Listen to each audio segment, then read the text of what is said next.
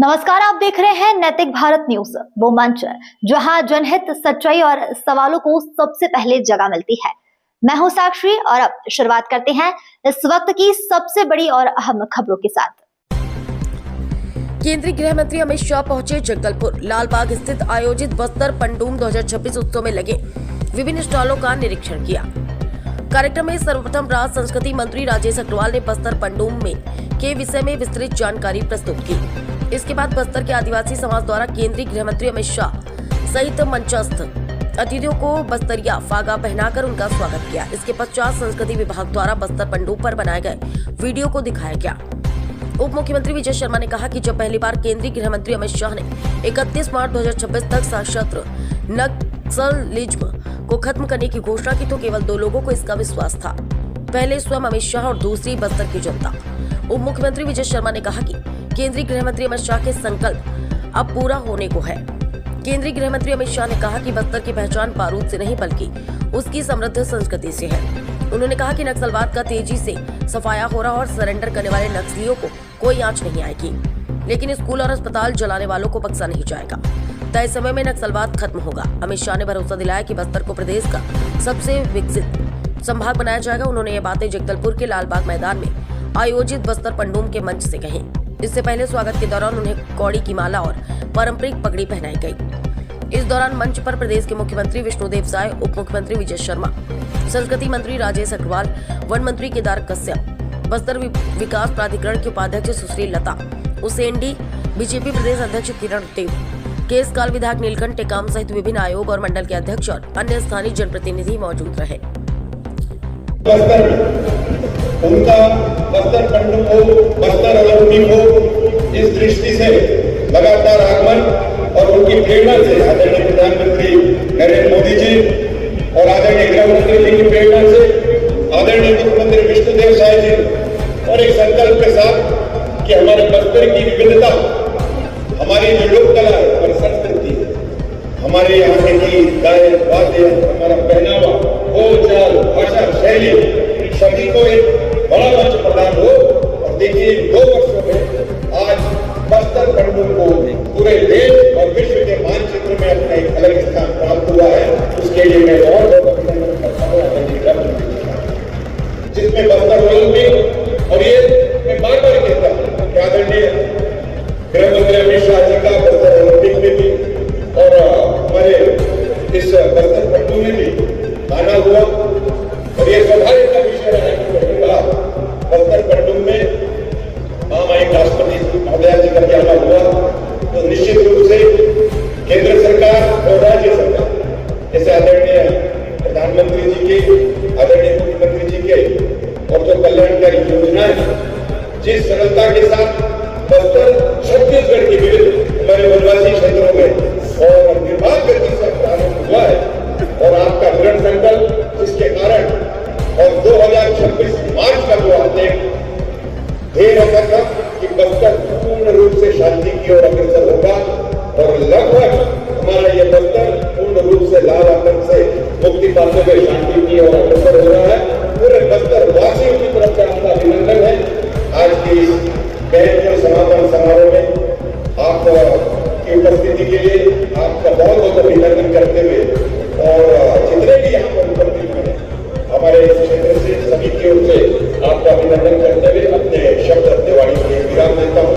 बहुत बहुत धन्यवाद। केदार कश्यप जी, हमारे सांसद महेश कश्यप जी, श्री भोजराज नाग, हमारे सांसद महोदय, बहन लता उसेंडी जी, हमारी राष्ट्रीय पदाधिकारी और विधायक, मंच पर उपस्थित सभी विधायकगण, भाजपा के पदाधिकारीगण, पद्म पुरस्कार से सम्मानित बस्तर के अलग अलग विधाओं को देश भर में पहुंचाने वाले सभी कलाकारगण, और आज इतनी बड़ी संख्या में आए हुए मेरे सभी बस्तर के भाइयों बहनों को जोहार। भाइयों बहनों, 7 जिले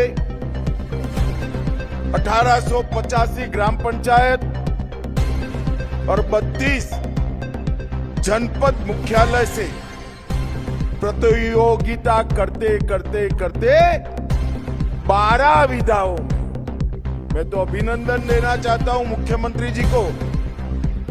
गत बस्तर पंडुम में 7 विधाओं की स्पर्धा थी, इस बार 5 विधाएं नई जोड़कर 12 विधाओं में हमारे आदिवासी कल्चर को, बस्तर के कल्चर को बढ़ाने का काम किया गया। मैं हृदयपूर्वक छत्तीसगढ़ सरकार को बहुत बहुत साधुवाद और अनंत अनंत शुभकामनाएं देना चाहता हूं। कई आदिवासी राज्यों को भी,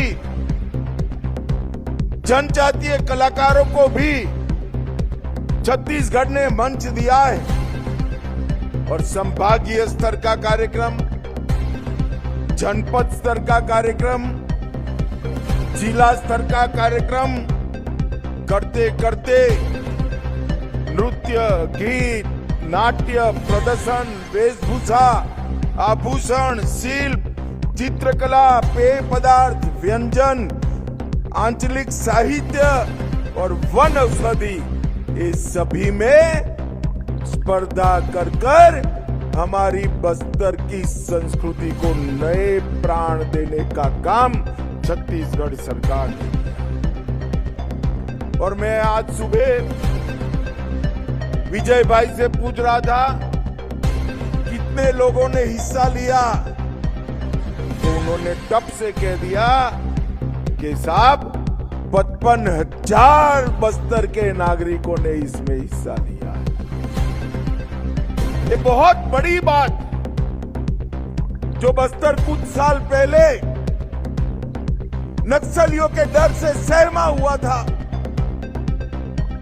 मोर्टार के गोले, बंदूकों की गोलियां और आईईडी के धमाके हमारे आदिवासी भाइयों बहनों में भय का संचार करती थी।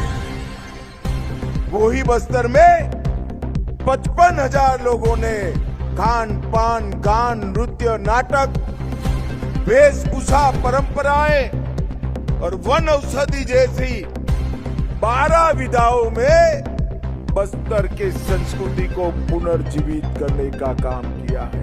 मेरा आप सबसे अनुरोध है कि एक 55,000 प्रतिभागियों के लिए एक बार हाथ उठाकर जोर से ताली बजाइए भाइयों बहनों। यही तो हम करना चाहते। बस्तर की संस्कृति, बस्तर का कल्चर, उसको सालों तक, दशकों तक, सैकों तक हम जिंदा रखना चाहते हैं। क्योंकि बस्तर वालों, मैं मन से कह रहा हूं कि यहाँ की संस्कृति और कला मैंने देखी है, विश्व के कोई भी जनजाति क्षेत्र में उपलब्ध नहीं। बस्तर की कला, संस्कृति, गान, नाट्य, ये सिर्फ बस्तर का आभूषण नहीं है, ये पूरे भारत की संस्कृति का आभूषण है, ये पूरा देश मानता है। और बस्तर पंडुम ने इसको आगे बढ़ाया है। दंतेवाड़ा वालों को विशेष बधाई, क्योंकि 55,000 कलाकारों में सबसे ज्यादा हिस्सा हमारे दंतेवाड़ा जिले ने लिया है। उनके लिए भी एक बार ताली बजा दीजिए भाई। बस्तर में अबूझ माड़िया, दंडामी, माड़िया, मुरिया, गोंड, हलबा, भतरा, डोरला, धुवई, परजा, गदबा, ऐसी प्रमुख आदिवासी जनजातियां हैं। और ये सभी का अपना अपना एक संस्कृति है, कल्चर है। ये सब मिलकर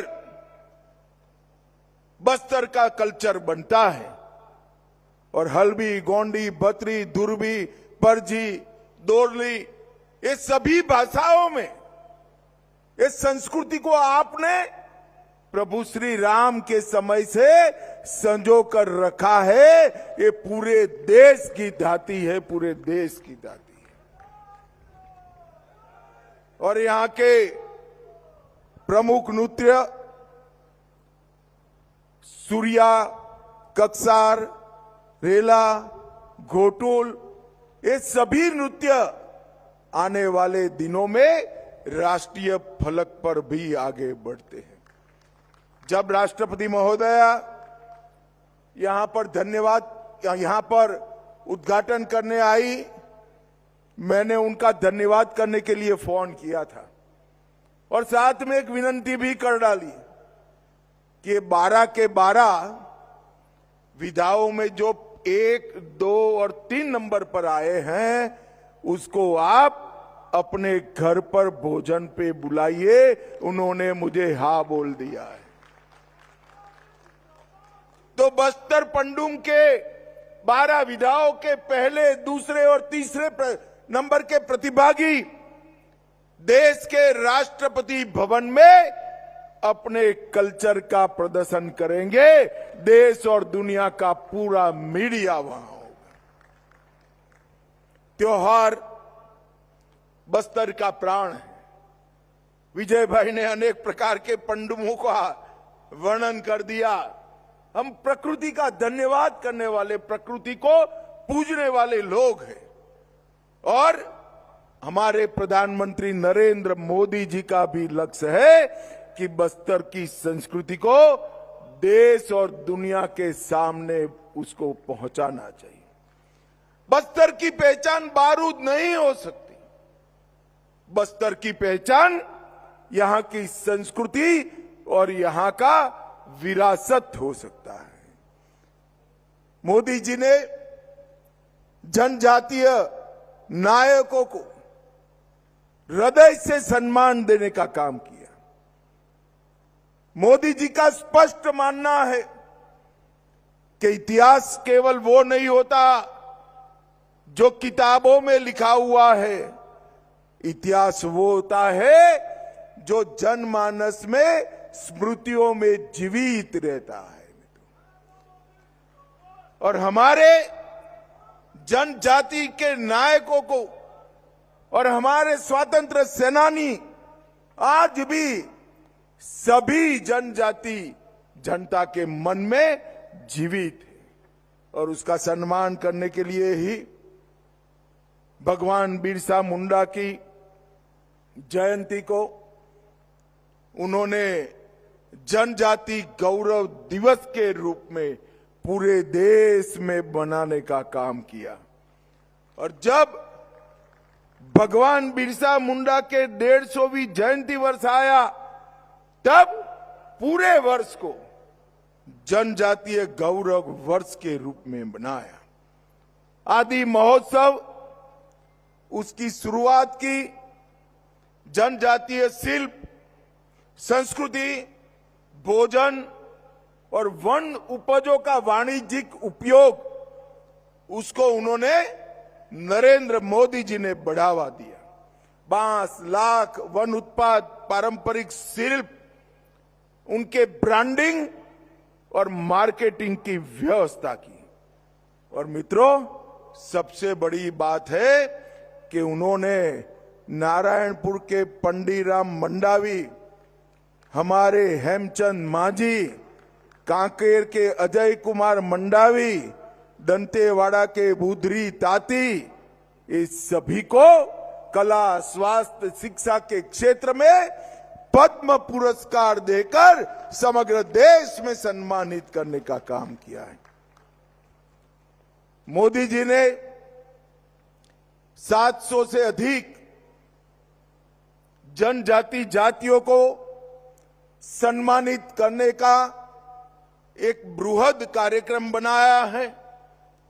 ट्राइबल म्यूजियम 200 करोड़ के खर्चे से उन्होंने शुरू करवाया, जिसमें सभी जनजातीय अलग अलग जातियों के नेता जो आजादी की लड़ाई लड़े, उनकी स्मृति को संजोने के काम किया है। मित्रों, अभी अभी विजय जी कह रहे थे कि हम नक्सलवाद के विरुद्ध लड़ाई लड़ रहे हैं। मैं तो आज भी कहना चाहता हूं, हम किसी के साथ लड़ाई लड़ना नहीं चाहते। हमारी लड़ाई तो है आदिवासी गांवों की सुरक्षा करने की।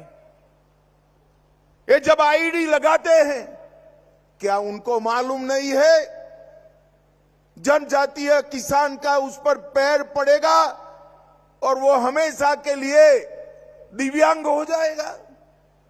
उनको मालूम नहीं है कोई निर्दोष बच्ची इससे उड़ जाएगी? कहां से इतनी निर्दयता लेकर आए हो? मैं आज फिर से एक बार, कई बार कर आया हूं, मगर आज फिर से एक बार कहता हूं कि अभी भी जो बचे कुचे लोग हैं वो हथियार डाल दे। सरकार आपकी सभी प्रकार की चिंता करेगी, सम्मान के साथ आपका पुनर्वसन किया जाए। कल ही मैंने छत्तीसगढ़ के पुनर्वसन पैकेज को ध्यान से देखा है। मैं मुख्यमंत्री जी और उप मुख्यमंत्री जी को बधाई देना चाहता हूं। इतना आकर्षक पुनर्वसन पैकेज कभी नहीं हो सकता। और मुझे तो चिंता है, अभी जो बचे कुछ नक्सली है उनमें हमारी ट्राइबल बच्चियां हैं। मैं सभी को अपील करना चाहता हूं, कम से कम ये बच्चियों को एक बार पुनर्वसन के लिए भेज दो। उनका पूरा जीवन बाकी है, पूरा जीवन बाकी है। मगर मैं ये भी कहना चाहता हूं कि 2500 लोग से ज्यादा जो सरेंडर हुए हैं उनको कोई आंच नहीं आने वाली। मगर जो आदिवासी गांव में गोली चलाएंगे, आईडी लगाएंगे, खेतों में, रोड पर, स्कूलों को जलाएंगे, मोबाइल टावर बंद कर देंगे, अस्पताल जला देंगे, उनको भी कहना चाहता हूं कि आप बख्शे नहीं जाओगे। हाथ में हथियार है तो उसका जवाब हथियार से दिया जाएगा। भाइयों बहनों, माओवाद ने किसी का भला नहीं किया। कोलंबिया हो, पेरू हो, कंबोडिया हो, हर जगह माओवाद ने विनाश और तबाही ही बिखेरी है, किसी का कल्याण नहीं करा। आज हमारा बस्तर एक बेहतरीन ब्रांड के रूप में पूरे देश के सामने उपस कर चमक कर आ रहा है। अभी अभी कई ऐसे स्कूल हैं जो 40-40 साल से बंद कर दिए गए। ये सारे स्कूल छत्तीसगढ़ शासन ने खोले हैं। मैं हमारे आदिवासी भाइयों बहनों को पूछना चाहता हूं, ये स्कूल बंद कर नक्सलियों ने किसका भला करा? हमारी नई पीढ़ी अक्षर ज्ञान से वंचित रह गई। 30 साल तक आपने गांव के स्कूल बंद करे, कितने ज्यादा निरक्षरों की फौज खड़ी करी। मगर मैं आज बस्तर वालों को कहकर जाता हूं, मेरा वादा है और साथ में संकल्प भी है, देश के सभी जनजातीय संभागों में मेरा बस्तर 5 साल में सबसे विकसित संभाग बन जाएगा। सारे पीएचसी, सीएचसी अस्पताल जो बंद पड़े हैं वो चालू करेंगे, स्कूलों को चालू करेंगे, हायर सेकेंडरी और कॉलेजों को बनाएंगे। हर गांव में पोस्ट ऑफिस खुल रही है, मोबाइल टावर लग रहे, रोड बन रहे हैं और गांव को जोड़ने वाले रोड भी बहुत अच्छी तरीके से बने हैं। और अब बोर्ड की परीक्षाएं भी शुरू हो गई है और कई गांव ऐसे हैं जहां 4 दशक के बाद हमारा राष्ट्रध्वज तिरंगा फहराने का काम हुआ है। भाइयों बहनों, नेल्लारनार नियत नेल्लारनार एक गांव का कल्याण का रास्ता है। हमने एक रोड मैप बनाया है। बस्तर के कई गांवों में बिजली नहीं थी। हम 27 दिसंबर के पहले सभी गांवों में बिजली पहुंचाएंगे, हर गांव में कनेक्टिविटी पहुंचाएंगे, हर 5 किलोमीटर में पोस्ट ऑफिस या तो बैंक का ब्रांच खोलेंगे, हर आदिवासी का धान 3100 रुपया के रेट से खरीद लिया जाएगा।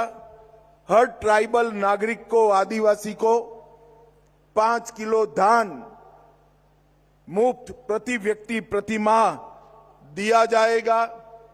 गैस का सिलेंडर दिया जाएगा, घर में नल दिया जाएगा, नल से जल आएगा और आपके चुने हुए प्रतिनिधि ही आपकी पंचायत, तहसील पंचायत और जिला पंचायत करेंगे। नक्सलवाद समाप्त होते ही adventure tourism, homestay, canopy walk और ग्लास ब्रिज जैसी कई नई टूरिज्म की विधाएं यहां पर डेवलप होने लगी हैं और देखते देखते हम बस्तर को बहुत आगे बढ़ाएंगे। आज मैं आपको बताने जा रहा हूं भाई, 118 एकड़ में बक्सर में नया औद्योगिक क्षेत्र बस रहा है जो मेरे आदिवासी युवा भाइयों बहनों को रोजगारी का काम देगा। और बक्सर में एक भी सिंचाई योजना नहीं है, बारिश पर निर्भर रहना पड़ता है। जिला दंतेवाला, बिजमा, सुकमा, ये 3 गांवों के 2,75,000 हेक्टेयर की भूमि को सिंचित करने के लिए हम इंद्रावती पर एक नई इरिगेशन योजना भी लाएंगे जो 120 मेगावाट बिजली भी देगी। 36 करोड़ रुपए का इसका बजट है। आने वाले कुछ ही समय में हम इसको पूरा करेंगे।